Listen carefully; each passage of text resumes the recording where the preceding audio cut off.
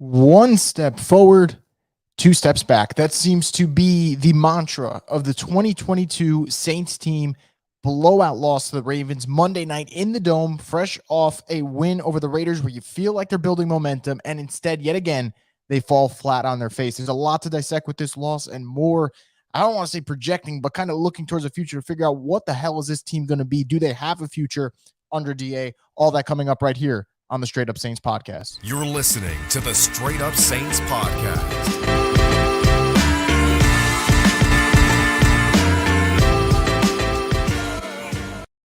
As always, guys, the Straight Up Saints podcast is presented by DraftKings Sportsbook. And look, there's no sugarcoating it. This is a loss where the Saints were bullied.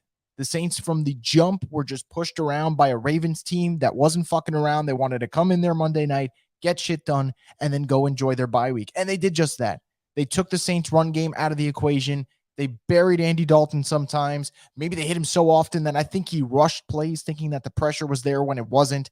Defensively, they had no answer for Lamar Jackson. And look, sometimes it was Lamar being Lamar. He is a magician with the football. Other times, though, it's just this defense constantly talking about put the game on us, put the game on us.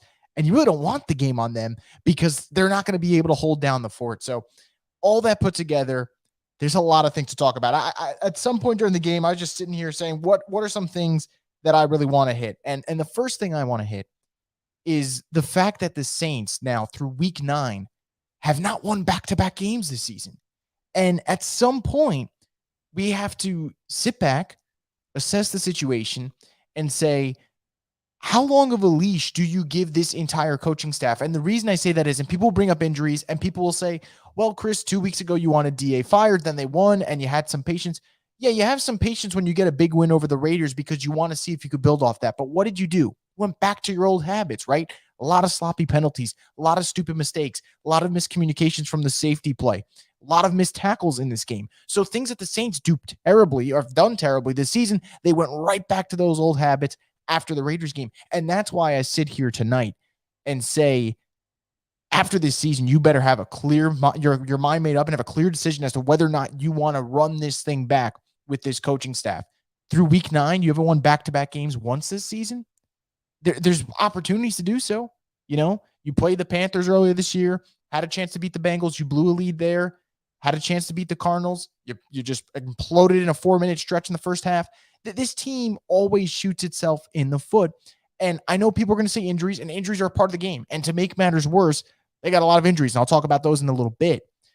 But I look at this Saints team. It's just, you preach urgency, you preach getting your shit figured out, and then 2 minutes later, you go back to doing the stupid shit that you were doing in the first place that got you in the hole. And yes, they didn't dig a deeper hole than they already are in because the NFC South sucks. And I said it before the game ended. The only thing you can say today to give yourself some type of optimism or something to look forward to this season, although I actually think there really isn't much to look forward to this season, which is such a kind of grim look at it, but it's the truth, is that the NFC South is bad. That's the only thing you can sit here today and say, Chris, pump the brakes. There's still a chance to make the playoffs. Yeah, because the rest of the division is absolute ass. But if the division wasn't terrible, this team would be a bottom feeder, no first-round pick. So that's not great. The fact that I have to look around and say, oh, they're not looking too good, no, because I have nothing good to say about the Saints. It's been all bad. Defense today, like I said, shredded by Lamar Jackson, but more importantly, shredded by Kenyon Drake. I expected Lamar Jackson to be Lamar Jackson because I'm not one of these idiots who thinks he's a running back. No, he is an elite quarterback who's going to get his money this offseason. He deserves every fucking penny. But all that attention goes to Lamar Jackson, and guys are wide open underneath. Guys are open in the flats. Kenyon Drake has a performance that probably puts him back on the map in terms of being a productive running back. That can't happen. And I think there were moments today where the Ravens just offensively missed a lot of easy give-me plays. And if they got those, this game would have been worse than it already looked. And as for the offensive side of the ball, like I said, they took away the running game. The Saints didn't realize until the second half that Taysom Hill existed. The chance you had in the red zone to score a touchdown, Dalton misses a wide-open Callaway. Terrible throw by Andy Dalton. Andy Dalton, look, I say this all the time. If he's going to start, he needs to be good at the things that you say he's good at. Calming presence, there wasn't much calm today. Not turning over the football, well, I mean, he had a pick early that was taken away from a PI. He had a bunch of batted passes. had a play where he nearly fumbled, but God bless the strength that he had in his fingertips that he actually gripped the ball. Late pick in the game that got tipped again. You're just not getting much. And the problem is we got to sit here and waffle back between two quarterbacks that aren't the answer for this team. And that's why I get to the point where I sit here and I say, if the Saints are going to suck ass, and Lord knows they suck ass right now. If the Saints are going to be terrible, I'd rather see them just fucking play Taysom Hill and get crazy with this thing. Because the worst part about this Saints team is that they're a bad team and they're not even remotely exciting. And what I mean by that is you can look around the league and you'll see some bad teams this year, but some of them have a future. Some of them have something to look forward to. The Saints don't have that right now at all. I look around the league and I look at a team like, let's say the Lions. Yeah, the Lions are a bad team this year, but exciting plays. The offense is towards the top 10 in the league. They have some moments where they flash, and you're not going to win this year, so it's all about building stuff. What are the Saints building? The whole point to bring in Dennis Allen, bring in these veteran guys like Tyrann Mathieu, Jarvis Landry, Marcus May, continuity, because you sold us on continuity, and then building off what you already had, which was a proven winner for 5 years. You're not winning anything now. You're not winning anything in the slightest. And if that plan doesn't work, then it's time to move off that plan. Because you didn't bring in DA and bring back all of these guys like Chris Richard, Ryan Nielsen, Pete Carmichael. You didn't bring them back for a 3-year retool, get this thing right back on the right track. No, you thought that they could keep this operation going while the conductor of the train took off. And it doesn't work that way. And it's not working that way. And at this point in the season, tomorrow officially opens week 10. There's no more give it time. Week 10, the season ends in week 18. I just, at this point, if you're a Saints fan, Saints analyst, reporter, podcast, whatever, you cannot look me in the eyes with a straight face and say, man, just give it a little bit more time. They're going to figure it out. They're not figuring it out. 1 week where they looked really good. And today they looked as bad as they looked good last week. And that really disappoints me. So a lot of stuff there. I think just overall, guys that you expected to play better this year, they're not. Like even the smaller parts of the Saints, Blake Gillikin, excellent rookie year. Well, redshirt freshman year, I would say. He's terrible this year. Absolutely terrible. And I said it a couple podcasts ago, I would joke around about Blake Gillikin, say Blake Gilliking and whatever. He is terrible right now for the Saints. You're not getting anything there. You're not really getting anything in the return game on special teams. Outside of Chris Olave, what are you getting from your receivers? Not much. Offensive line, I mean, I don't even know sometimes what the analysts are saying. Troy Aikman said the O-line started playing better after Eric McCoy got hurt. That was not true. I don't know what the fuck he was saying. The O-line had a rough game. Andy Dalton did not identify the blitz, which is weird because that's something he's supposed to be good at. I thought he did a poor job with that today. A lot of bad. Your players that have been good, like Eric McCoy, Pete Werner, they get injured. Alontae Taylor got hurt, although I will tell you from now, and I'm going to go rewatch this game to make sure it confirmed what I saw. I think today was a rough day for Alontae Taylor. There were a lot of plays where he got beat. Lamar Jackson just missed the man. And I'm going to cut him some slack. He's a rookie. He's shown more good than bad, but that's something to look forward to. And then Marcus May. What does he do? I joked about it earlier this year. I said Tyrann Mathieu joined the Saints for just vibes, right? He's just here for the vibes and nothing else. Tyrann Mathieu didn't have a great game today, but there were moments where I'm watching Tyrann Mathieu and he's an inch away from coming up with a big pass breakup or making a couple tackles early in this game where I like the play recognition. I say, okay, he's getting a little bit better as the season goes on. What does Marcus May do? He doesn't cover particularly well. He blew a couple assignments today. He's not tackling well. He's not making any impact plays. What the fuck does he do? I'm being serious right now. You let Marcus Williams go and you brought in these two veteran safeties. One of them is starting to find his way a little bit. And I'm going to have a little bit more patience for Tyrann Mathieu because, again, I'm seeing him in the right spots now. Marcus May, I don't know what the hell he's doing. I don't know. Like, people are talking about Tyrann Mathieu saying he lost someone underneath on a route that was wide open. He stopped going that way because he saw Marcus May was there, but Marcus May kept running to the right. Just not paying attention to your assignments, pretty much not doing your job, for lack of a better way of saying it. I don't know what he does particularly well. I don't know what this team does well, guys. They run the football well, and they couldn't do that today, and then shit hit the fan because of that. So just really frustrating loss overall. This is one of those losses where I cannot sit here and say, oh, they could turn it around. Look, they're versus the Steelers next week. The Steelers, just like the Saints, are a bad team, but they could find a way to lose that game. Even if they win it, they're not going to win the next one because they're showing us they can't win back-to-back games. Just a lot, man. Just a lot. So I come away with these three things. Dennis Allen is, again, I just don't think he's a head coach. I just don't. Taysom Hill needs more snaps. I don't understand the Taysom Hill usage, the lack of it. When he plays and he's on a drive, you end up scoring. When he's not on that drive, you don't end up scoring. Put 2 and 2 together and figure it out. He should be on the field more. Find ways to use him. It's just stupid. And then the third thing, defensively, what are they good at? What are they good at? They don't force turnovers. They're not a sack-heavy team. Although I'll give a shout-out to Peyton Turner. I thought he actually played well again today. And I think the film will end up backing it up. I'll see in 24, 48 hours. But I thought he played well today, again, which is a good sign. Linebacker play, DeMario was great. P. Warner gets hurt. That's a shot to the heart at that point. Secondary, man, look, Ravens didn't have Mark Andrews. They didn't have Rashad Bateman. And I promise you there were plays where they were getting beat. I mean, Deshaun Jackson got picked up off the street, and he made a couple of plays early, and then pulled his hammy, of course, because he hasn't played football in a while. So, again, no defense or no particular great skill on defense. Offense is a mess, again, and this coaching staff. And I'm so tired of the pregame and halftime interviews that Dennis Allen gives. They don't inspire anything. They don't inspire anything. And it's funny because earlier today, I was listening to Sean Payton on The Herd. And just listening to him speak, I'm like, you can learn so much about football. Just 10 minutes listening to Sean Payton chat up with Colin Cowherd, who I think is an idiot at times. And I can learn so much from just those 10 minutes of listening to Sean Payton speak. Dennis Allen speaks for 2 minutes, and I want to bang my head against a concrete wall as hard as possible. That's just the way it is. And I mean it, man.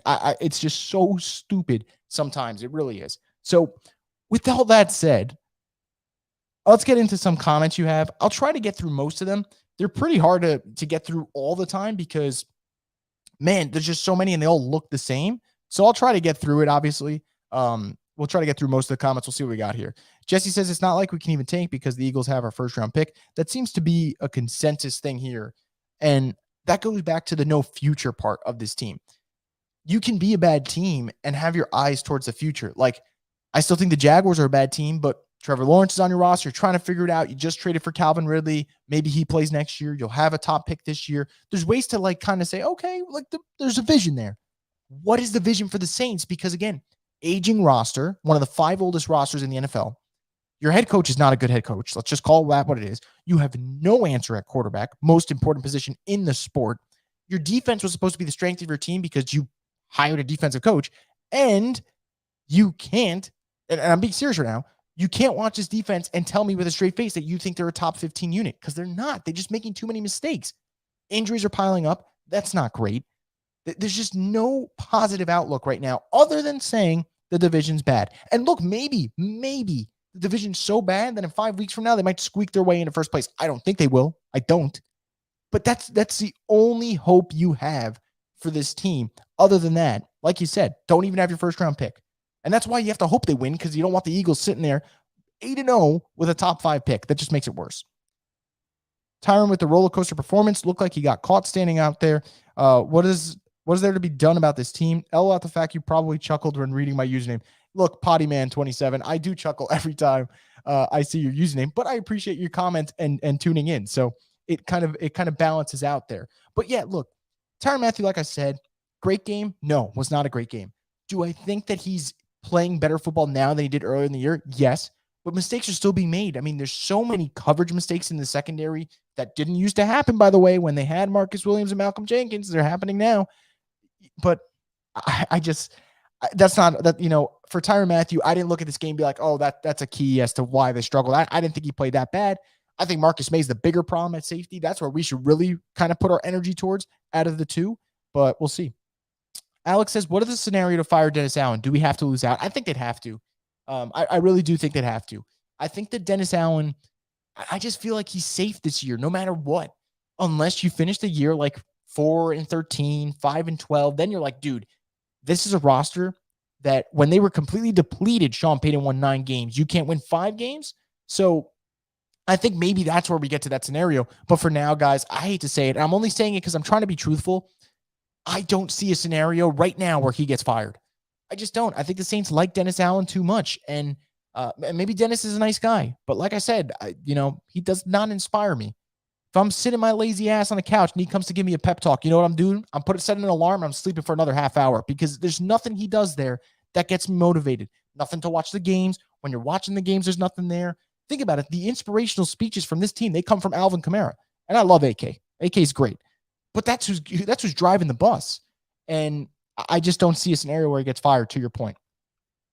Gabriel says, would it really surprise anyone if the NFC South stayed historically bad this year and we still manage to finish last?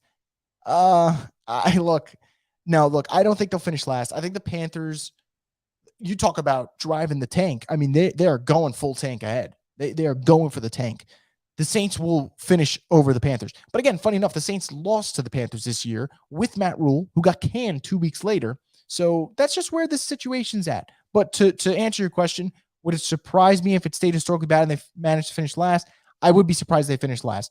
Will it stay historically bad, though? I think so, right? I looked around the league. Falcons lost in the most Falcons way against the Chargers.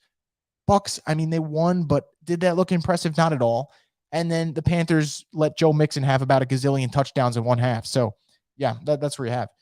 See a lot of people saying this team sucks. More this team sucks comments. And, look, this is a gloomy time for this team. And I hate doing it. And I know I'm saying it's a gloomy time while I'm like kind of laughing because sometimes you got to just laugh at the situation or else you're just going to start getting ridiculously frustrated. And I don't think it's ever worth it. But this is really unfortunate. Troxy says, when are we going to start putting some blame on Loomis for assembling this dumpster fire roster and coaching staff? Saints have nothing to look forward to. See, look, this is the question, though. I'm not saying Loomis doesn't deserve blame. I actually think you're right. And I think Mickey Loomis he's in this weird spot where no one ever mentions him for the blame, right? I mean, I just sat here and complained about Dennis Allen for about, been 15 minutes already? And I didn't mention Mickey Loomis once. And that's wrong on me because Mickey Loomis is just as much to blame as he is. And I think where Mickey Loomis comes to blame is the trade for, and granted, I love Chris Olave, but the extra trade to get that first round pick from Philly, that could be a costly move. You traded Gardner Johnson literally for a bag of potato chips. That's all you traded him for. And he leads the NFL in interceptions this year because karma's a bitch, isn't it? So that hasn't been great. You let Marcus Williams go, which just puzzled me because I thought you let Trey Hendrickson go the year before so you can sign Marcus Williams back, but you didn't do that. So that falls on Mickey Loomis as well. Your veteran free agent moves, Tyrann Mathieu hasn't really worked out. Marcus May, like I said, I don't know why. I don't know what his job title is. It's like Creed Bratton from The Office when they ask him what his job title is and he has no clue. I do not know what Marcus May does for this team. I don't know what he does. I don't know what he does. So that move hasn't worked out. Jarvis Landry banged up. That's kind of unfortunate. Maybe he plays next week against Pittsburgh. Doesn't matter that much. We'll see what he can do. I mean, week 1, he was great, but he really hasn't done much since. Like I said, aging roster. So that does fall on Loomis. But it also falls on the whole ownership of this team, the whole management structure, because they thought this team was going to be a win-now team. And they don't win now. Like I said, they have not won back-to-back games once this season. Pretty embarrassing. Gabriel says, at this point, with no Jarvis, Mike, McCoy, Pete, Marshawn, or Davenport, why not just give the quarterback reins to the only consistent electric player on offense other than AK and Olave? Hashtag Taysom thrill. Look, you guys think I'm fucking around with this, but I'm not. If the Saints are going to be a bad football team, let's let Taysom Hill play quarterback. Because guess what? They're going to lose regardless, but I'm going to have fun watching. You know, I go back to last year, the 2-touchdown, 4-interception game he had against the Cowboys. Yeah, the Saints lost. Yeah, I wasn't happy with that game. Was I entertained, though? You bet your ass I was entertained. And if they're going to be a bad team this year, at least entertain me. Nothing entertains me about Andy Dalton. No disrespect. Andy Dalton seems like a lovely guy, has a great beard, great head of hair. Good for him. But I don't get excited watching the Saints right now. I don't. And they're still losing regardless. So if you want to just go balls to the walls, throw Taysom in there, at least get more usage out of him. I'm not saying he has to start at quarterback, but you watch these games. They're a better team when he's on the field. Get him on the field. It just makes no sense to me. Or people saying, what the hell just happened? Blow it up. Team sucks. Why Andy can't read pre-snap and make adjustments. That's a good comment by Troy. I agree with that. Look, the one thing I say that I always try to do, and my Lord, there's a lot of comments. So I promise, guys, I'm going to try to get through everything. But, man, it's going to be tough. I was knocking Jameis Winston when Jameis was not doing well with pre-snap stuff. And I think that's fair because, like, if you're not doing well with it, I can call you out. I started this show talking about it. Andy Dalton against the blitz today. I mean, the Ravens had moments where they're showing you they're going to send the house. And the Saints had no plan for that. And that part of the time, most of the time, that falls on Andy. So I think what's fair is fair. He was not great today in terms of reading what the Ravens were throwing at him. And that's what he's supposed to be good at. So just not great. Markel writes, if we fire Dennis Allen, who should we go get? Look, I don't think they're going to fire him, but let's say they did. First off, I think a good head coach just went on the market today with Frank Reich. People can say whatever they want about Frank Reich. I think Frank Reich, unfortunately, is a victim of just a power struggle in Indianapolis, right? Because Jim Irsay has too much say. Chris Ballard has been flipping quarterbacks every year. I mean, it's just a revolving door at that position. But I think Frank Reich, when he has stability, you saw the Philip Rivers years and the 1 year with Andrew Luck, he was a winner. Double-digit wins both seasons, made the playoffs both seasons. I think he's a really good coach. Now, I don't know if that's who the Saints will bring in the building. I don't know if maybe they want to go younger. But that's someone today who I even think immediately would be an upgrade over Dennis Allen, which is crazy to me, right? There's a coach who's unemployed right now that I think for sure is a better head coach than him. So that'll be someone. If they wanted to go defensive, I think D'Amico Ryans from the 49ers is an interesting candidate. I know people are going to bring up Ken Dorsey from the Buffalo Bills, although the Bills are kind of flatlining a little bit over the last couple of weeks, but he's another name that people will mention. I'm sure that people will bring up Bieniemy again because the Saints met with him for about 55 hours in the offseason and said, no, it's okay, buddy. We don't need you for the job. Which, by the way, if someone had a job interview with me for like 12 hours and I didn't get the job after, good Lord, I'm deleting your contact. But yeah, so I don't know where they would go there, but we'll see what happens.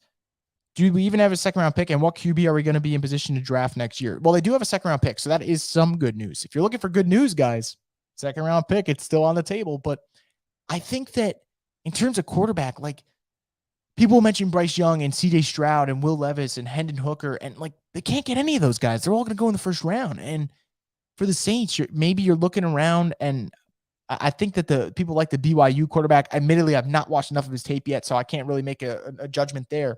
But second round picks that are used on quarterbacks, historically speaking, over the last decade, have not turned out well.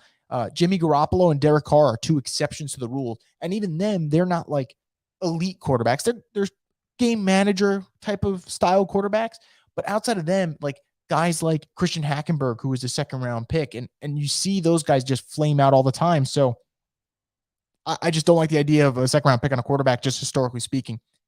Heath Johnson says, do we start Taysom from here on out? Look, I said yes because I want entertainment, and I think also he's just going to give them a little bit more pop right now. But I don't think they're going to make that move. I just don't. But like I said, if you're going to lose, keep me entertained. It's 5 a.m. here in Germany, and yet another horrible Saints primetime game. I sacrificed my sleep for it. Look, I want to make this very clear. First off, love the commitment. I really do love the commitment that you stayed up to watch that. At some point, though, as fans, right? Because this is why we all do this, right? This is why you're listening. This is why I'm ranting. Like, because at the end of the day, we love this team and we're fans of this team. Don't they got to show you a little bit something for you to invest certain things like sleep? Like, it's different for us, right? For us, it's 10:35. Like, we still got an hour or two before we decide to hit the hay and go to sleep. 5 a.m., man, kudos to you. I don't know I would have to do it, but I don't know if I'd want to do it because they haven't shown me enough. But when the Saints are doing this shit and they're playing well, yeah, don't get me wrong, I'd sacrifice my sleep every day of the week. Chasen Simpson says, Dennis Allen has no energy. Don't see the same fire that we've had with this group in the last couple of years. Time to switch it up and let Jameis play. Nothing to lose. Look, they could put Jameis in. I wouldn't be against the move. I'd have no problem if they want to put Jameis in. I just think like you're going to put Jameis in. He's clearly still banged up, so he's only going to get more hurt. And you're going to ask him to what? Fix a team that has 55 problems? So if he plays well, maybe he solves 2 of those problems. They still got 53 other problems to figure out. So, look, they can make the quarterback change. I have no problem if they say, hey, Jameis is starting next game. We can't do this shit. I have no problem with it. I just don't think Jameis is going to fix the problems that the team has outside of QB, right? The passing game, it kind of I would say stalls out. Red zone offense is terrible. Defense, giving up big plays in the run game, giving up big plays in the pass game, stupid penalties, special team. I mean, your punter can't even punt the football anymore. So, look, if they want to play Jameis, go for it. But I think that it really is disappointing to the fact that you can make the quarterback change, and I don't really think it's going to solve much. But they could do it. I have no problem if they do that. Gabriel says, if you really break down why DA chose Dalton or Jameis, you can also figure out why he'll never be a great coach. He just plays it too safe and coaches not to lose. Dalton played like Dalton. Crazy. Look, Dalton's a game manager. I've said that the whole time. The problem with playing Andy Dalton is the idea of playing Andy Dalton is great when your defense is playing well. But the Saints over the last 5 games have had one really good defensive game. Granted, masterpiece. Shut out the Raiders. Great performance. Outside of that, though, big, a lot of points given up to the Ravens, a lot of points given up to the Vikings, a lot of points given up to the Bengals, 40 plus given up to the Cardinals. Granted, Dalton spotted them 14 with 2 pick-sixes, which is another part of the thing. If you're going to be a game manager, you can't turn over the football, but that keeps happening with this team. So I think, look, Dalton and Jameis, neither one's your answer long-term. But if you're going for like the high upside thing, I always said like Jameis was the intriguing idea. But this team's such a mess. I really don't even think it matters at this point. I really don't, which is so sad. DJ says there's legit no fire in this team right now. Offense is flat, defense reacting versus attacking. Find out who wants to be here, and if they don't, the door is right there. Look, I'll tell you somewhat. If they show them the door, they're going to miss it on their way out. Just like they miss tackles, they miss assignments, they miss open reads, they miss open men in the red zone for a touchdown. This team misses everything. So if we show them the door, they'll still miss it. But I don't disagree with your idea because this team's got to figure this shit out. Morgan says, and can Dennis Allen show some goddamn emotion? Dude is like a bland statue. Don't insult the statue. That's not nice. No, look, Dennis Allen, again, seems like a great dude, but no energy. And it's weird, right? Because you go from Sean, who was had that moxie, had that cocky swagger to him. He really did. And Dennis Allen, he's Dennis Allen. So, and I will say, I learned a lesson in life early on. It was you can't trust someone with 2 first names. It just hit me today that Dennis Allen has 2 first names. So he's kind of validating that rule I have in life, unfortunately, for him. Mac Oxford says, dominated, then turned around and got dominated. Yep. Definition of a bad football team, right? Good football teams find ways to sustain stuff and show that they're turning the corner. And I said before, when I woke up on Monday, I actually thought the Saints were going to win this game because I thought that what they did on last Sunday, was something they could build off of because they did so many things well. And first off, what an idiot I am, right? For thinking that they could win this game. And then second, for you to go and have this bad of a performance, it's really disappointing. It's so disappointing because you really just showed your true colors. Because if you were a good football team, you would have showed some great heart today and some inspiring stuff. They didn't show anything, man. Garbage time touchdown means nothing to me. The end of the half, getting down the field, sure, that looked great, but then you settle for 3 because you missed a wide open Callaway. So much bad. So it really is frustrating. Really frustrating. See more people talking about them having no future. Someone saying, bring the papers bag back. Jason says, let Jameis cook. Fred says, for DA to be the guy, the defense has to be top 5. It isn't. He isn't the guy. That's my point, right? Like, I think for this team, and my Lord, I have so many more comments to get through, so we're going to speed through this. I think for DA, if the defense was balling, I actually would be very patient, like if the offense sucked, right? Because I'd be like, all right, no quarterback. I don't know if Pete Carmichael's really a good OC, and I try to figure it out. But the defense is not balling, and the defense is older, right? The defensive ends, outstanding today in near sacks. If near sacks was a statistic, the Saints would be first in the league after the way they performed tonight because Lamar Jackson was in the backfield about 50 times where they could have got him, and it ended up being a positive play, which A, kudos to Lamar. That's why he's going to get paid the big bucks. But also B, are you fucking kidding me? You couldn't bring him down one of those times? Like, just very disappointing. Very disappointing. So, more comments here. I think it's time to accept, if we haven't already, the Super Bowl window is over. Oh, look, I'm going to cut off that comment before, and I agree. I'll read the rest of it. And the team simply needs to do a complete rebuild, starting with the coaching staff. If you are sitting here today, and you're not saying this, so I'm not calling you out, by the way. Great comment. If you were sitting here today and you're like, the Saints sneak in the playoffs, could go on a run, please stop. I'm begging you. I'm begging you to stop. It's not happening. They can make the playoffs because the NFC South sucks. I don't think they will, but they still can. So I have to be fair and say it is possible because this division is absolute dog shit.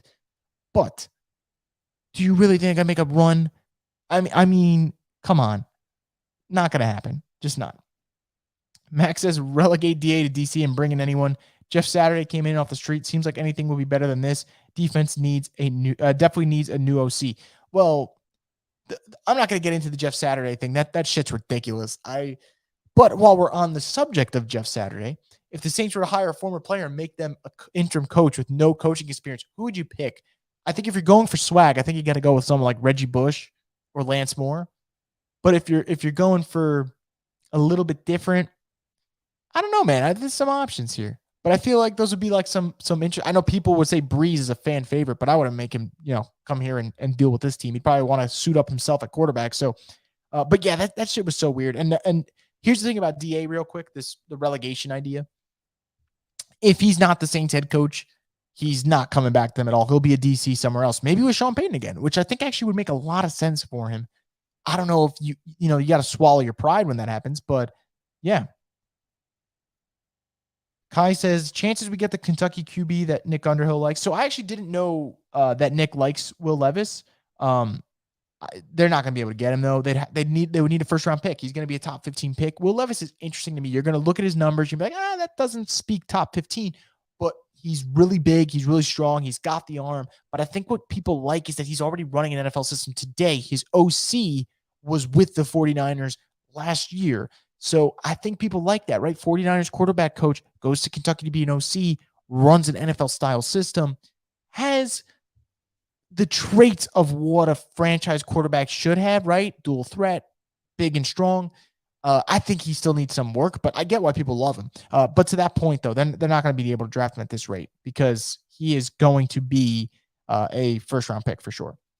Not going to keep repeating the same things. Need to fire DA, but we know that's not happening. We have a ghost of I'm guessing that's wide receiver 1, maybe? I don't know. We have zero shot at franchise quarterback, and we let a generational defense walk. Shit show. Well, look, the generational defense stuff, they also got older, but the secondary is so weird, right? Because the secondary last year was so great, 18 picks the entire season. They have 2 this year, which is nuts, right? You played 9 games, you got 2 interceptions. So that's 1 interception almost every third game, but it's actually less than every third game. So that's just really frustrating. And I think for the Saints, for the other stuff, QB1, that's their problem. They went into this situation willingly. They knew what they signed up for. Wide receiver 1, I'm on the fence about the Michael Thomas thing. I kind of think they knew he wasn't going to be wide receiver 1 for the long haul anymore. Maybe this year, maybe they didn't expect him to miss as many games as he's going to end up missing this year, but you traded for Chris Olave for a reason, right? You want him to be your wide receiver 1 soon, and I think he will, by the way. I think, again, he had another really good game. It will never show in the stat sheet because this offense is not going to put up Chiefs numbers, Bills numbers, whatever, but the kid is great. Jason says Drew Brees for head coach, need leadership. Yeah, well, not going to happen. Would be hilarious, though. I'm not going to lie. Space African Jesus says, kind of hate how bad the division is. It's giving me false hope about this team, but there's still chances to win the division somehow. I 1000% agree with that comment because the NFC South didn't suck, right? It was just a respectable average division. You can be like, all right, this season's over. And I don't got to sit here every week talking about what they can do to win the division. But no, the craziest thing about today's game, which I talked about it with John Hendricks when we did our live pregame show this morning, the Saints could only make up ground today against the Ravens. They couldn't lose any ground because the Panthers lost, the Falcons lost, and the Falcons loss was key, right? Because the Falcons had the 4 wins. Bucs had the 3 wins. They got to 4. So you're still chasing 4 wins anyway. You weren't losing any ground with this game. You could only make up ground. And I hate that because you're so committed still. And look, I think we got to be committed anyway because this is our team, right? This is our team that we root for. But there's something about being so frustrating and wanting to just go on a rant about how bad this team is and how they don't have a great future right now. And yet you look at division standings and it's like, well, if they put together a 2 or 3 game run, all of a sudden they're first place in the division. It's crazy. Now, they're not going to do that because they haven't won back-to-back games at all this year. But it's just really, really, really frustrating. So, yeah. Did we throw a single screen pass? They threw a screen pass to Olave at the end of the game. Didn't matter. It was the fourth quarter. They're already down. I think it was five and change left in the fourth quarter. But yeah, there was nothing creative about this offense today. And I don't think it would have mattered. Ravens came to play. Ravens stole their lunch money today. That's what they did out there. That's really what they did. Is Dennis Allen worse than Scott Frost? Alex Teller asks. I'm going to say no for one reason, or actually, maybe I'll say yes, because Scott Frost was damn good at UCF, undefeated before he went to Nebraska. But Scott Frost got like 5 years at Nebraska, and every year he would stink, and they'd be like, next year's the year for Scott Frost, and it didn't happen. So what I will use that Scott Frost comment, I kind of twist it here and say, I hope to God the Saints don't enter a similar situation where after the end of the season we go, next year's the year for DA, and then back we're in 2023, they suck again, and we're like, 2024 is the year for DA, and then the year is 2028. I no longer have a happy life. Dennis Allen's still the head coach of the Saints, and we're all miserable. That would be the nightmare scenario. I don't think it's going to happen. I just want to be a little bit dramatic there. But yeah, why do the Saints use all these curl routes? Robbie asks. Well, I mean, part of it is that this is not an offense that has an abundance of weapons at wide receiver right now. So you got to kind of play the hits, play the basics. But it's also a little offense you're going to run with Andy Dalton. A lot of West Coast terminology, short routes. That's what they're good at anyway. I mean, look at your wide receivers outside of Olave. Traquan Smith, Marquez Callaway, are you going to give them? I mean, I think Callaway is kind of better downfield because he can make those contested grabs. But, I don't think this is an offense that is going to get very exotic right now with their stuff. They don't really have a Tyreek Hill per se who you can really stretch the field with and get those deep posts and maybe those double moves that will work out well. Outside of Olave, do you really trust a wide receiver to do well in a double move? Callaway had a double move today, and the only reason it looked great is because Marcus Peters bites on every single double move, so you kind of expected that. Taysom with one rush tonight is the dumbest thing I'm looking at post-game. I said before the game, I was like, 10's the sweet spot, right? The Saints said, well, fuck your sweet spot. He's getting one carry. I can't believe that, man. I couldn't believe. I'm going to look at it here real quick, just pulling up the box score on my phone. Taysom Hill had one carry. Dwayne Washington had 3. Like, that is just so stupid. It's so stupid sometimes. No disrespect to Dwayne Washington, but it's just so stupid sometimes what this team does.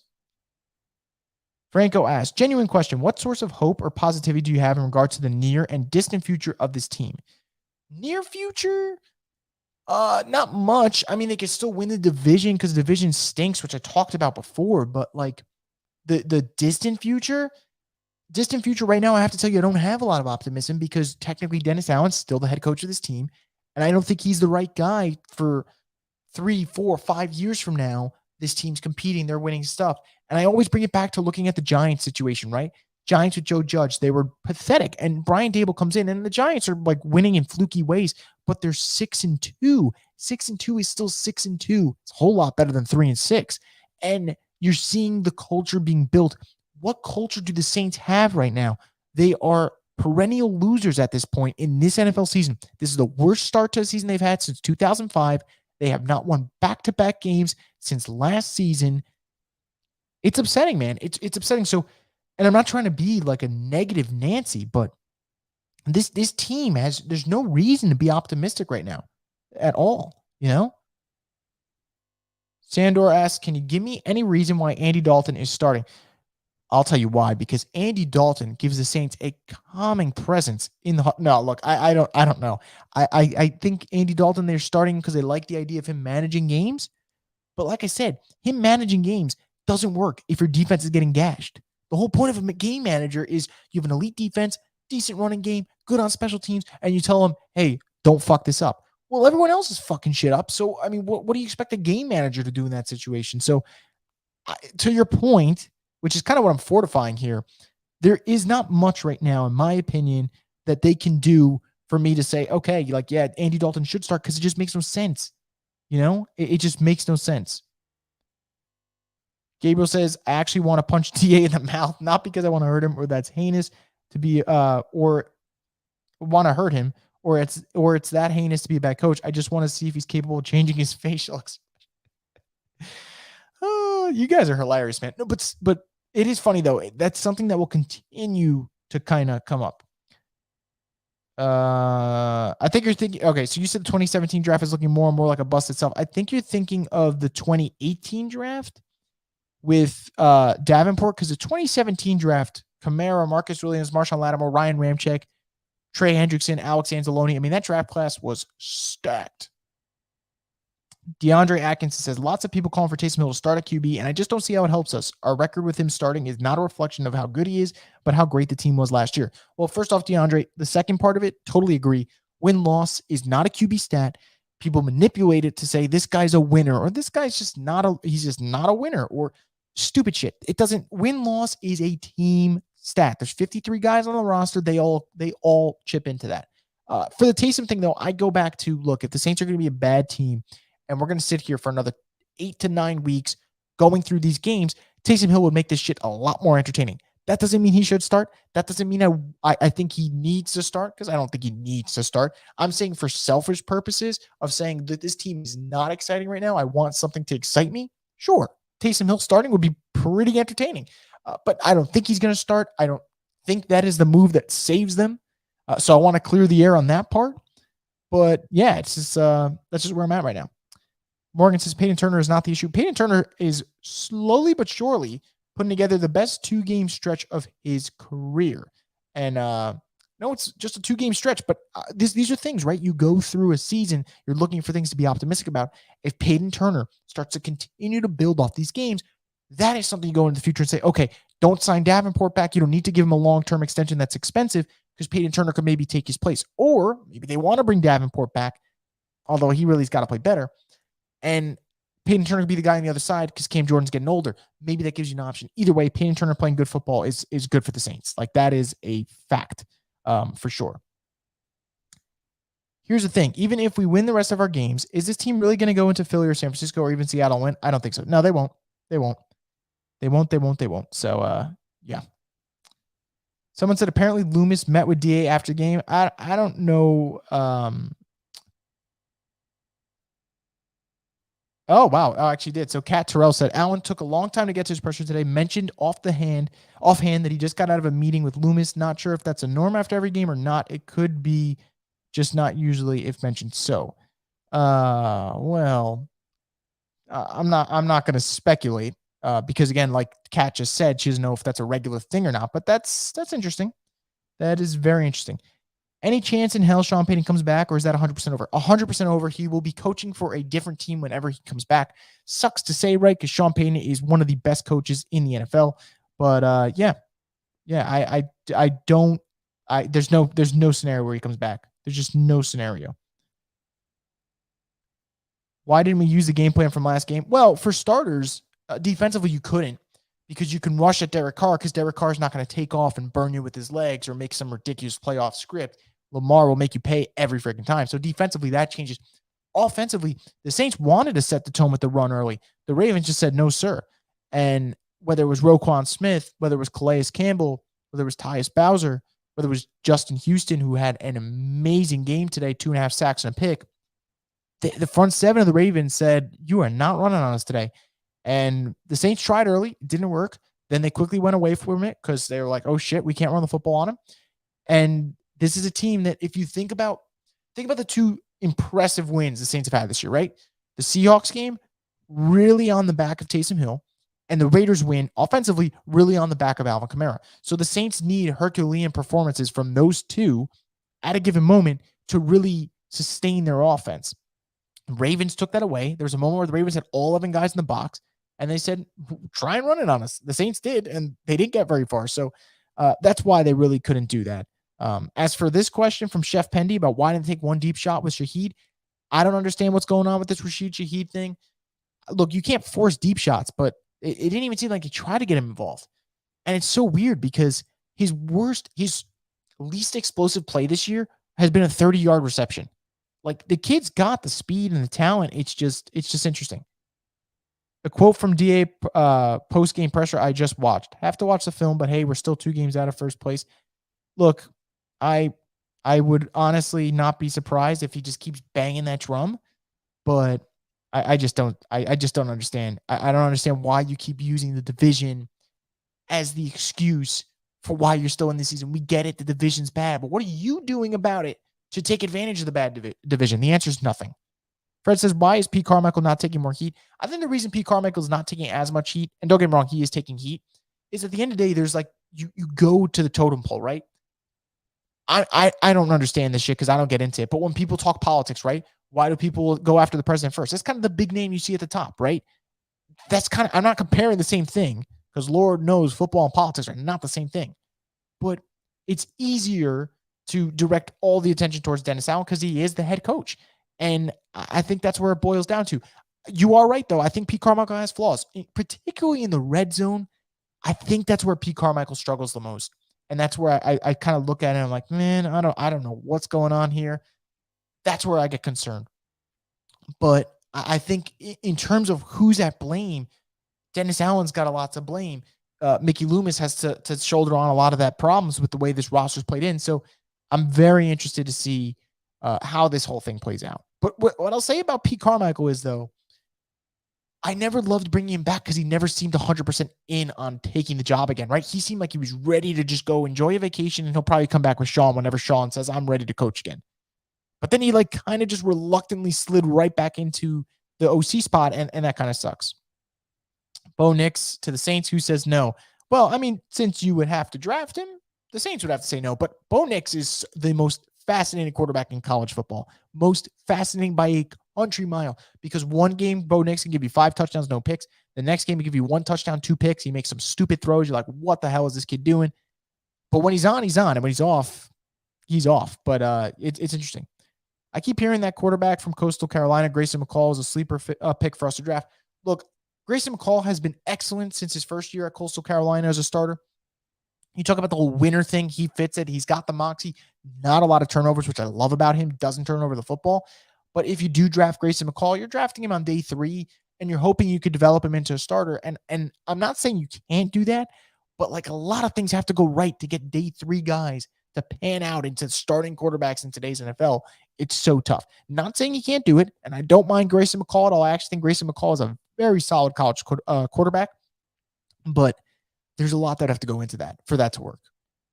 More people talking about how DA's got to go. Some people wondering if it's a DA demotion time. I actually don't think it's DA demotion time, but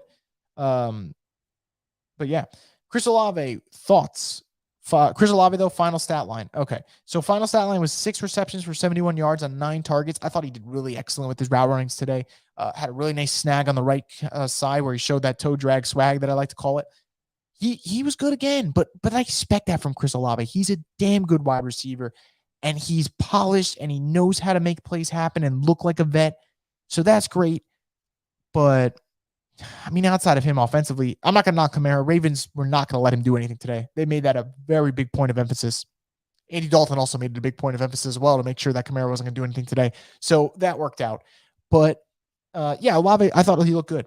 I thought he looked really good per usual. And again, I think you're getting on to that point where it's him, Dameon Pierce, probably in a rookie of the year conversation. Sucks that Breece Hall got injured because Breece Hall was taken off in New York. But that injury obviously knocked him out for the rest of the year. Morgan says Eric McCoy in a walking boot, apparently. I mean, that makes sense. Eric McCoy, injuries of that sort, you're putting walking boots on these guys immediately. Could be bad news, could be precautionary. We'll see what happens. We'll see what happens there. Lance Moore would be interesting. I'm guessing this is for my comment before about him being coach. Yeah, look, it's not going to happen. Just cracking jokes about the whole Jeff Saturday thing, going from ESPN analyst all of a sudden to coaching when he doesn't have experience at the collegiate or professional level as a head coach, which makes no sense.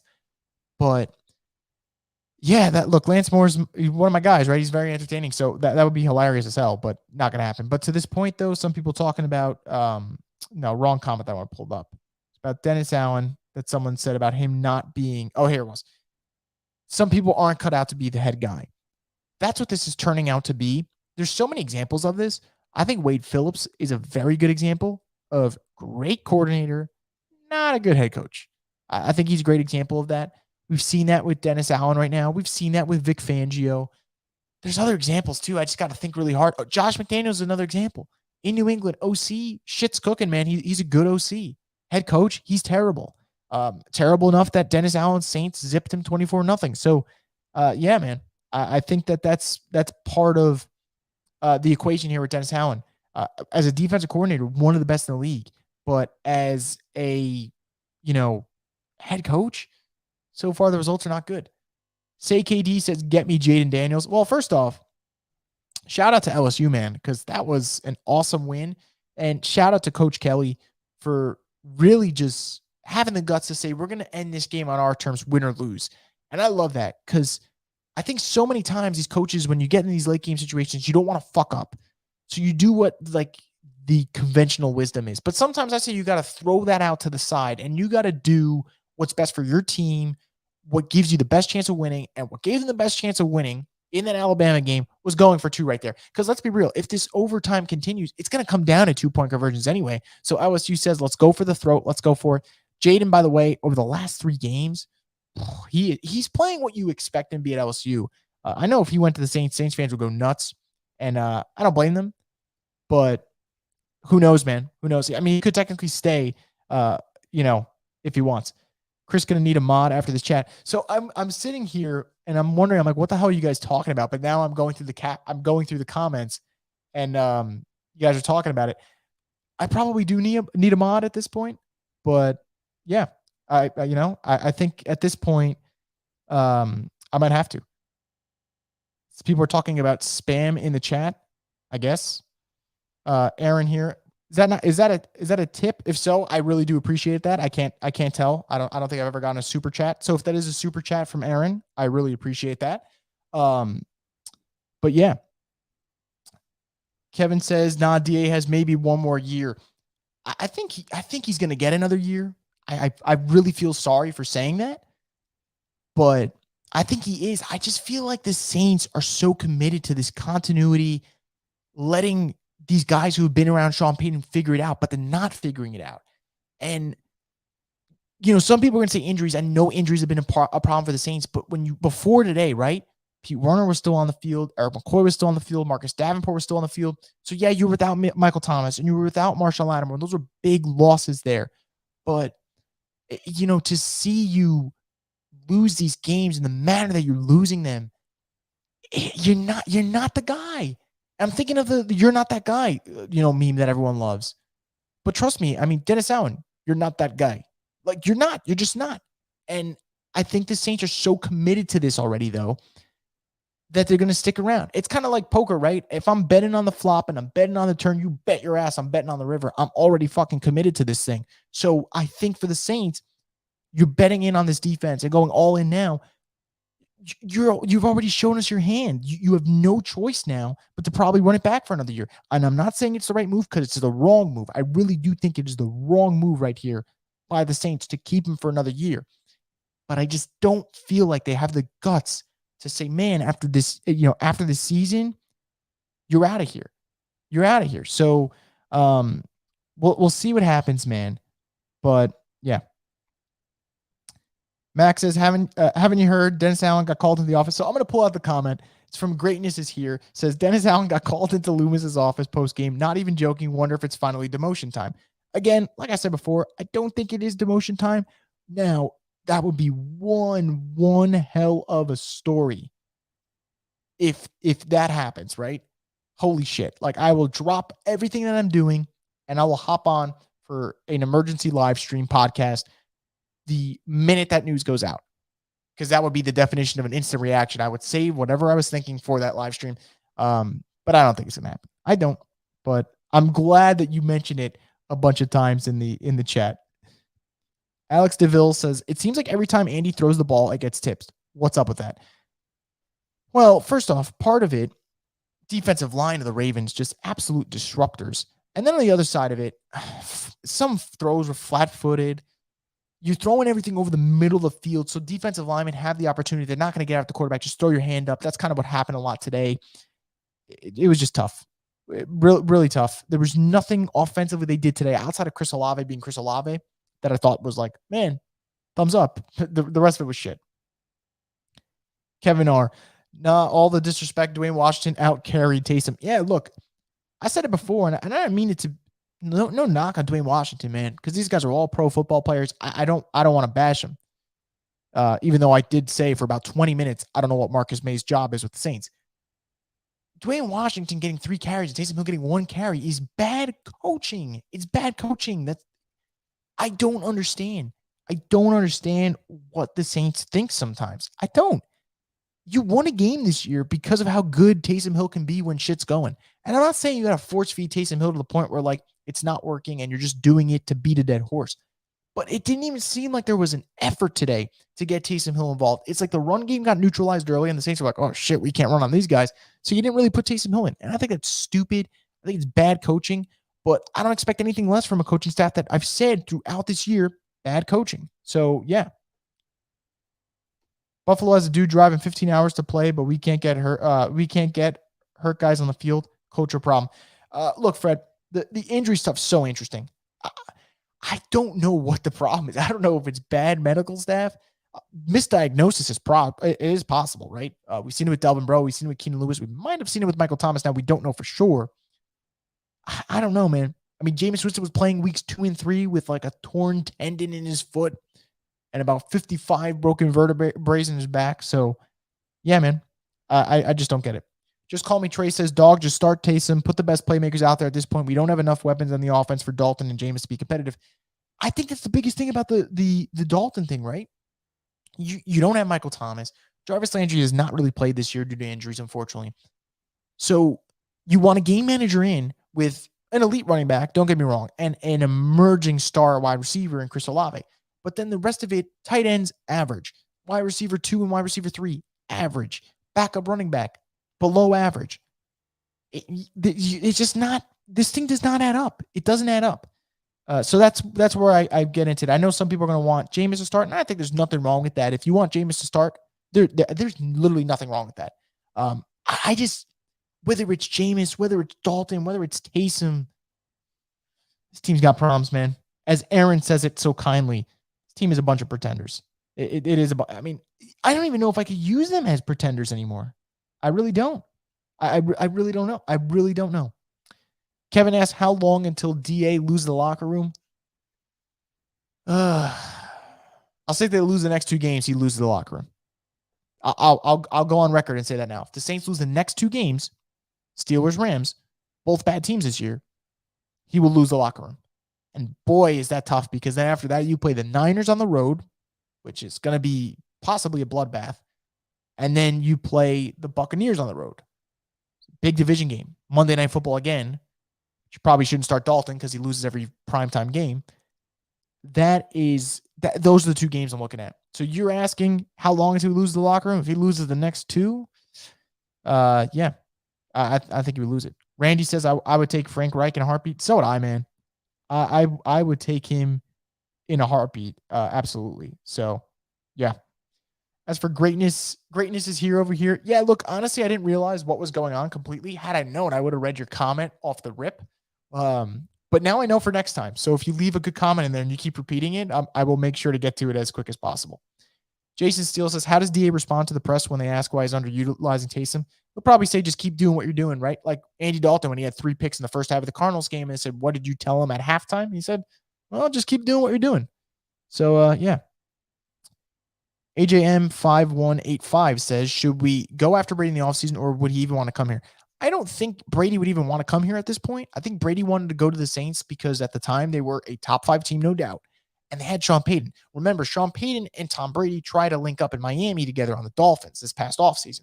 That didn't work out. So if anything, I'm curious. I'm not saying that's going to happen, but if, let's say, Sean doesn't go to a team with a young quarterback, does Sean pair up with Tom Brady, who's also going to be a free agent? That would be interesting. That would be really fascinating. Zachary says, Saints couldn't tackle Lamar to save their life. No, they couldn't. They could not one bit. I would say it's sad, but Lamar is such a damn good player that, sometimes you got to just tip your cap to the opposition, which is what I want to do there in that regard. I love Lamar Jackson. I think he's such a good football player. But to your point, though, a lot of opportunities that kind of slip through their fingers, literally and figuratively. Gabriel says, at this point, we know what we have to do. It's so obvious I can't believe no one's already mentioned it yet. Bring in the man, Tommy Lee Lewis season. Oh, man.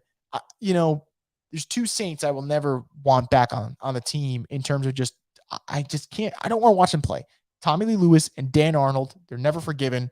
That's just how it is. That's just how it is. Olave looked good, but Dalton just can't deliver. I don't know. Maybe just toss in Winston or let Hill rock a little. Yeah, look, Mike, I don't agree, man. I mean, I don't disagree with you. I do agree with you. Yeah, I mean, Dalton's not doing this shit anyway. If you want to start mixing up, start a new quarterback every week for all I fucking care, honestly. Start Winston next week. The week after that, start Taysom. The week after that, start Dalton. Then go back to Winston. Figure it out. Just start mixing it up. Get crazy with it. Max says, so in your opinion, Chris, what's the first step? What would you do if you were Loomis? Fire DA, demand a QB start, plan for moving into the first, plan to trade for a QB target. Well, I think the first thing, more than anything, is you got to know, do you have the right coach? Because there's no point in getting the right quarterback in if you don't think you have the right coach. So that's the first thing. And I think Mickey's got to sit here and be like, is DA the guy? I'm sure they're going to have conversations besides today, which clearly they've had. And then you go from there. You got to find, I think you always got to find the right GM, which we'll see too, man. Mickey Loomis has been at this for a long time. I'm not saying Mickey Loomis can't do it, because I've seen John Schneider with the Seahawks really struggle. And then the Seahawks just nailed their draft class this year. They got 5 starters from this year's draft class. I'll give him time, but you got to find the right coach, and that's where it starts. And then once you figure out, is Dennis Allen the guy or not the guy, then you can figure out the quarterback issue. But it starts with coach. That's where it always starts, in my opinion. Can't even do that because his franchise hasn't went to find a real Breeze predecessor ever. The closest thing they had was Teddy Bridgewater, and even then that wasn't happening. As much as I love Teddy Bridgewater, you guys know I love Teddy Bridgewater. Why are they not even giving Jameis a chance after Dalton continuously makes mistakes? Look, part of it's like, hey, people say you lay your bed and now you got to lie on it. I think that's part of where the Saints have been at, but I don't know, man. I don't know why they won't consider just making a switch. I'm at some point you're running the same thing over and over again. It's getting really repetitive. DeAndre Atkins says Bo Nix has been excellent since week 2 and 3. He has, right? Struggled against Georgia. He's had 2 games this year with at least 5 touchdown passes in those games. Only 2 quarterbacks to ever do that for Oregon, Marcus Mariota and Justin Herbert, which is pretty damn cool. That's like an awesome stat. And so I want to give Bo Nix his credit. Obviously, I don't get to talk about Bo Nix a lot because I don't really care for Oregon. And, Bo Nix is not a quarterback prospect that I kind of like, the Saints got to go after him. But I'll give him his credit. He's been really good this year. Zachary Fitzsimmons says, would you say they're a quarterback away, or am I just being delusional? Well, I'm not going to call you delusional, Zachary, but what I will say is I do not think this team is an elite quarterback away from figuring it all out. I just don't, right? Because even if you put an elite quarterback on this team, they're struggling defensively. They're struggling on special teams. They're committing stupid pre-snap penalties. Maybe an elite quarterback can get those pre-snap penalties out, like a Drew Brees in his prime, sure. But even the great Drew Brees in his prime, 2014 and 2016, 7-9, 7-9, 7-9, because they weren't playing great defense. And I'm not saying this defense is as bad as that defense. It's not. But this defense, especially without Marshall Lattimore, what is their calling card? What is their calling card? Can you name it? I don't know what it is. I don't know. I really don't. I just don't know at all. I've said Dennis Allen should absolutely not get another year, but between continuity, the injuries and the lack of QB quality, I feel like he'll BS his way into another chance next year. That's what I'm saying, man. Like, should DA be gone after this year? I think the answer is yes. Will DA be gone after this year? I think the answer is no. And I think that's all it boils down to, like what you said.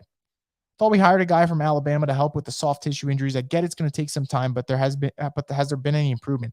Well, the problem, Aaron, to your point, right? The injuries the Saints are kind of going through, none of them are those injuries where it's like, this is where you get this doctor for and see how he works, right? Because like the Michael Thomas situation was apparently a dislocated second toe, which is so weird because everyone was saying it was turf toe at first. And I don't know the full story behind that, but I don't know what he can do in that situation. Marshall Lattimore situation, bruised kidney. I mean, that is like, Jesus Christ. Like that, football injury aside, that's just a brutal injury, Don't know where he comes into play for that. Jarvis Landry, ankle injury. I think the Saints really mismanaged Jarvis's ankle. I think what they did, they played him in the London game when he was clearly hobbled, re-aggravated the shit out of it, and we haven't seen him since. That just, to me, that just makes me think something happened. Whether it was in the Vikings game or the practices after the Vikings game, we have not seen him since that London game. That's on coaching and the training staff as well. So you are right. They did hire a guy from Alabama to fix certain issues, but the injuries that they're having right now aren't the ones that they can really just fix. A doctor have the Midas touch to solve all these problems, unfortunately. There was a Ravens fan at the Saints bar, and I felt so dumb for giving him a hard time before the game. We all make mistakes, man. I tweeted before this game I felt good about the Saints, and the Saints made me look like an idiot. Although that hasn't been hard to do this year. Is Jared Cook on the unforgiven list? Oh yeah. Sorry, you guys are right. And now Olivia's saying, how do you not mention him? Maybe I didn't want to mention him because that's how unforgiven he is. No, I just forgot about him. Truth be told, about Jared Cook, I don't know. I don't want to think about him, to be honest. So I'll just change the subject here. Cowdog25 says, why no Jameis? Again, look, here's the problem, right? If you say you're starting Dalton, he can't turn over the football. You need to sustain things offensively. And now that's 2 out of your last 3 games that he's looked erratic. And again, I'm just going off what we see, right? So you can't tell us it's one thing and we see another, because we're seeing it, right? That's 2 out of the last 3 games he's looked bad. And I'm not trying to blame everything on Dalton. This team has problems that go way beyond Andy Dalton. But again, you're not playing the other guy because apparently this guy's going to be the calming presence. And the calming presence just sounds a whole lot like the continuity bullshit we were sold earlier this year. We talked about clearing out the coaching staff, but what do you do with the players? Is it time to let some of the stars go and focus on a rebuild? Well, I mean, part of it's going to be tough because contracts that they have and the salary cap hits because they've restructured deals like Cam Jordan's and Michael Thomas's. It's going to be so tough. Like, if people talk about Michael Thomas, if you're not going to get rid of him post June 1st cut, I don't know what way you get rid of him creatively that figures it out. Now, maybe they can negotiate a pay cut or stuff like that, but they don't have a lot of options right now. They just don't. So, like, part of these contracts, they kind of just have to sit there and take it and wait for them to expire. Max says 100% about Jameis injury, played at 60% Jameis, and then chose a healthy Dalton over him when he got up to like 80 or 90%. Now Jameis is 100%, right? Might as well switch back up. Well, technically, I don't think he'll get up to 100% this year. Like, the injuries he's had are bad. Like, those are bad injuries, but he's healthy enough to play football, which counts, right? Because all these guys are banged up. So if they say they're healthy enough to play, they're healthy enough to play because they're all warriors out there. So, yeah, man, I don't disagree with what you're saying, but yeah, we'll see what happens there. We need the Men in Black memory eraser. Man, I wish I had one of those. I'd be doing it after the Minnesota Miracle. Then I would do it the next year after the no call. Then do it 2 years from now when my memory starts to remember the no call because I throw it all over TV everywhere. So I'll do it again there. I'll do it again after Drew Brees' last game against the Bucs in the playoffs. Don't want to watch that or remember that ever again. I would do it after today. And then when I wake up tomorrow morning and I see on ESPN and Good Morning Football and the Herd footage of the Saints getting their teeth kicked in by the Ravens, I would do it again. So, yeah, that's where I'm at with one of those flashers. BJ says, what would be your thoughts if they actually fire DA and Pete this week?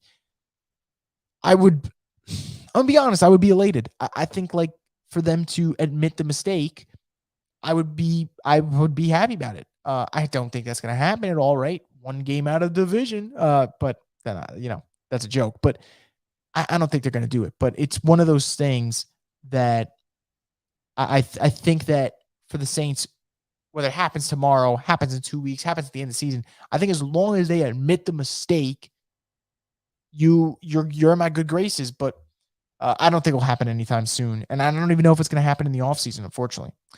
Last thing before I go, hope this team just loses out so I can stop remotely carrying the season. Start Jameis or Taysom so I can at least have some fun. Jameis and his magical connection with Cal.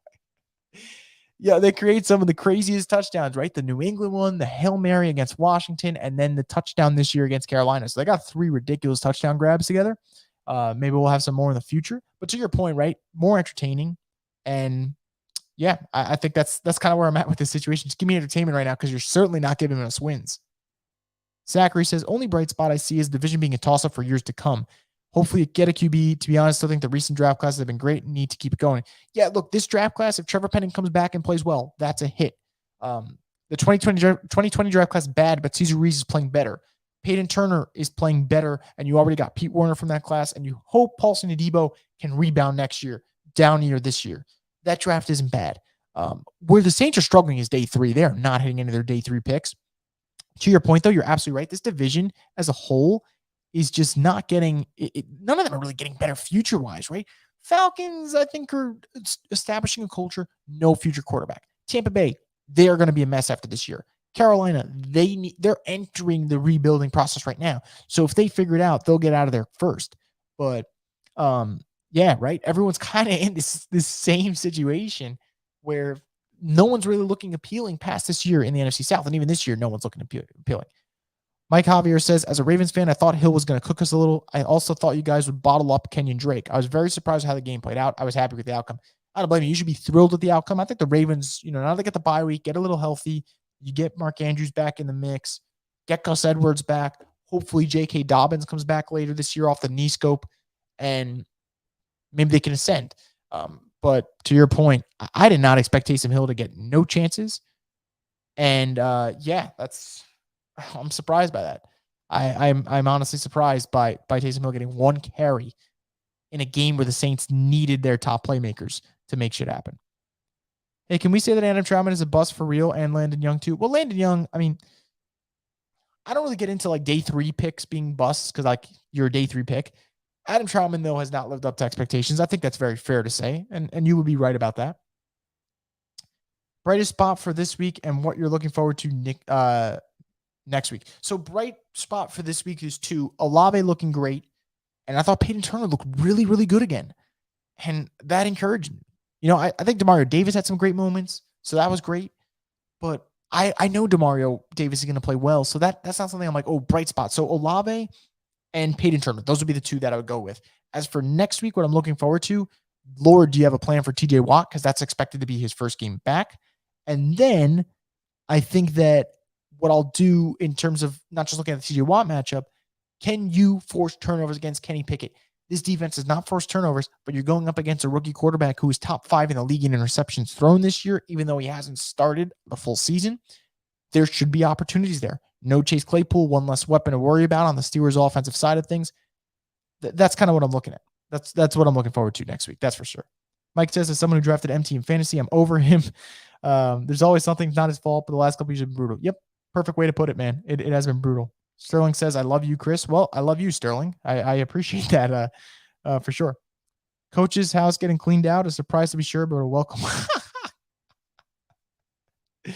Oh, that's a good one, man. I kind of want to go get a picture of him now and make that a caption if that ever does happen.